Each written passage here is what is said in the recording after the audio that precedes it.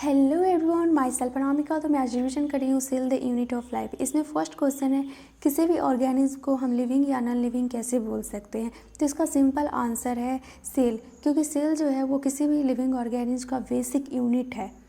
और यहाँ पे जो इनएनिमेट दिया गया है इसका मतलब नॉन लिविंग होता है। यूनिसेलुलर ऑर्गेनिज्म जो रहता है ये सिंगल सेल से कंपोज रहता है, एंड मल्टी सेलुलर ऑर्गेनिज्म जो होता है ये मल्टी सेल से कंपोज रहता है। नेक्स्ट है what is a cell. Cell जो होता है वो fundamental structural and functional unit होता है किसी भी लिविंग ऑर्गेनिज्म का। यहाँ पे यूनिसेलुलर ऑर्गेनिज्म का कुछ फंक्शन दिया गया है। यूनिसेलुलर ऑर्गेनिज्म जो होता है ये इंडिपेंडेंट एग्जिस्ट करता है एंड इसेंशियल फंक्शन भी परफॉर्म करता है with the help of single cell. Living cell के बारे में जो फर्स्ट टाइम बताए थे वो एंटन वॉन ल्यूमेनहुक थे, एंड न्यूक्लियस के बारे में रॉबर्ट ब्राउन। और ये सब हो पाया वो इलेक्ट्रॉन माइक्रोस्कोप के इन्वेंशन के कारण हो पाया। नेक्स्ट है cell theory.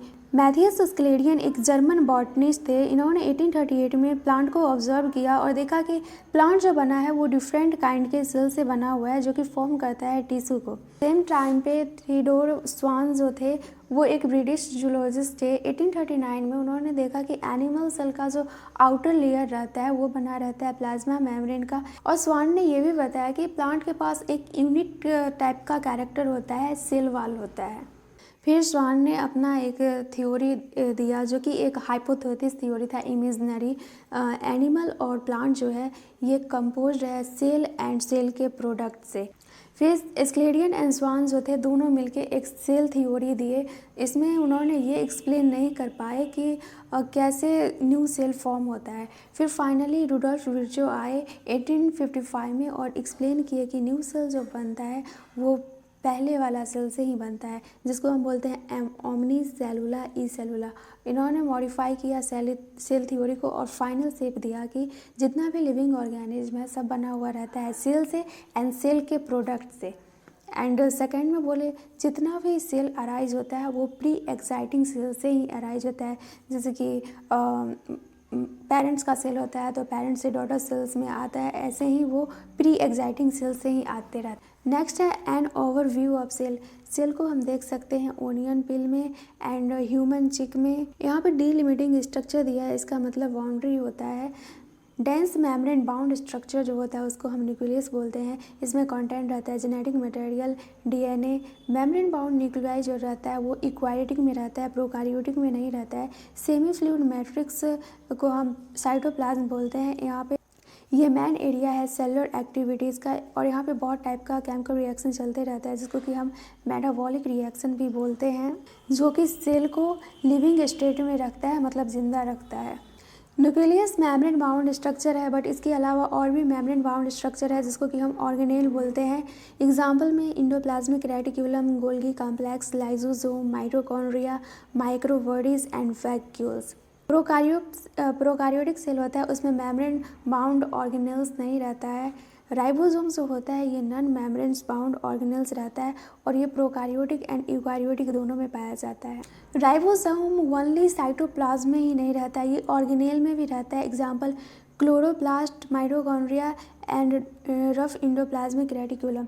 Chloroplast and mitochondria में 70S रहता है एंड रफ इंडोप्लाज्मिक रेटिक्यूलम में 80S रहता है।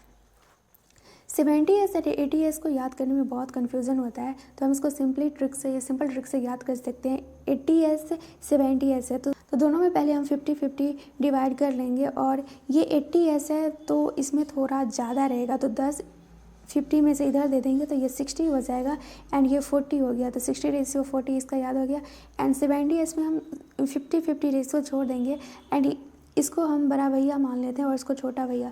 तो 70S जो है वो बड़ा भैया के जैसा बनना चाहेगा, तो 50 इसमें है और 50 में कितना जोड़े कि 80 हो जाएगा, तो 50 में 30 जोड़ेंगे तो ये 80S हो जाएगा। सिंपली इससे हम याद कर सकते हैं। सेल डिफर करता है साइज, शेप एंड एक्टिविटीज़ में। एग्जाम्पल में देखें तो माइकोप्लाज्मा जो रहता है ये स्मॉलेस्ट सेल रहता है, बट इसका लेंथ जो होता है वो 0.3 माइक्रोमीटर होता है। बैक्टीरिया का लेंथ 3 से 5 माइक्रोमीटर तक होता है। लार्जेस्ट आइसोलेटेड सिंगल सेल जो होता है वो ऑस्ट्रिच एग का होता है। मल्टी सेलर ऑर्गेनिज्म में ह्यूमन रेड ब्लड सेल आता है। इसका डायमीटर जो होता है वो 7 माइक्रोमीटर होता है। नर्व सेल जो होता है ये लॉन्गेस्ट सेल होता है। सेल वेरी करता है शेप में, जैसे कि disc like, polygonal, columnar, cuboid, thread like और इरेगुलर भी हो सकता है। तो शेप जो सेल का जो शेप रहता है वो डिपेंड करता है कि किस टाइप का वो फंक्शन करता है। जैसे कि यहाँ पे ट्रैकिएड है तो ये इलोंगेटेड है क्योंकि ये ट्रांसपोर्ट करता है वाटर को। यहाँ पे हम देख सकते हैं ये रेड ब्लड सेल है जो कि राउंड एंड बायोकॉन्केव होता है। ये वाइट ब्लड सेल है जो कि एमोवाइड होता है। एंड ये कॉलमनर एपिथेलियल सेल है कि लॉन्ग एंड नैरो होता है। एंड ये nerve cell branched and long. ये ट्रैकियार्ड इलोंगेटेड। मेसोफिल सेल जो होता है वो राउंड एंड ओवल होता है। नॉन मेम्ब्रेन ऑर्गेनेल में आता है जिसमें मेम्ब्रेन नहीं रहता है। राइबोसोम ये प्लांट एंड एनिमल दोनों में रहता है। एंड सेकेंड में है सेंट्रोसोम, ये एनिमल सेल में रहता है एंड हेल्प करता है सेल डिवीजन में। प्लांट सेल में एब्सेंट रहता है।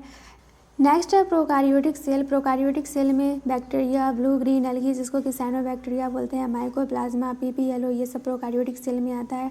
पीपीएलओ का फुल फॉर्म है furrow pneumonia like organism. 4 basic shape होता है बैक्टीरिया का। बैसिलस जो होता है वो रोड लाइक होता है। कोकस स्पेरिकल होता है। विब्रियो कोमा शेपेड होता है। एंड स्पाइरलम जो होता है वो स्पाइरल शेप होता है। नेक्स्ट है प्रोकैरियोट्स जो है इसमें सेल वाल भी रहता है एंड सेल मेम्ब्रेन भी रहता है, बट कुछ एक्सेप्शन है। माइकोप्लाज्मा जो है इसमें कोई भी मेम्ब्रेन नहीं रहता है। जीनोमिक डीएनए जो प्रोकैरियोट में रहता है उसको हम सिंगल क्रोमोसोम या सर्कुलर डीएनए भी बोलते हैं। बहुत सारा बैक्टीरिया जो रहता है उसके आउटसाइड में, मतलब कि जीनोमिक डीएनए के आउटसाइड में स्मॉल सर्कुलर डीएनए रहता है जिसको कि हम प्लाज्मिड बोलते हैं। प्लाज्मिड में जो रहता है एंटीबायोटिक रेसिस्टेंस रहता है एंड इसमें सेल्फ रेप्लिकेटिंग का कैपेसिटी रहता है जिसकी वजह से इसका यूज़ किया जाता है बैक्टीरियल ट्रांसफॉर्मेशंस में विथ फॉरेन डीएनए। प्रोकैरियोट्स के पास कुछ यूनिक चीज़ रहता है जिसको कि हम इनकल्सन बॉडीज़ बोलते हैं।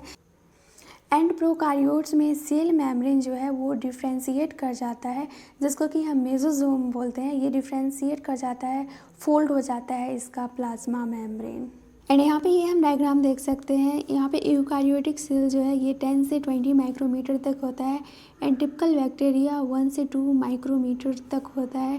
पीपीएलओ 0.1 माइक्रोमीटर तक होता है एंड वायरसेस जो होता है वो 0.02 से 0.2 माइक्रोमीटर होता है। तो यहाँ पे हम देख सकते हैं बैक्टीरिया का जो लेंथ है वो दिया है 1 से 2 माइक्रोमीटर तक, बट पीछे हम पढ़े हैं कि 3 से 5 माइक्रोमीटर तक होता है, तो इसको ध्यान रखना है।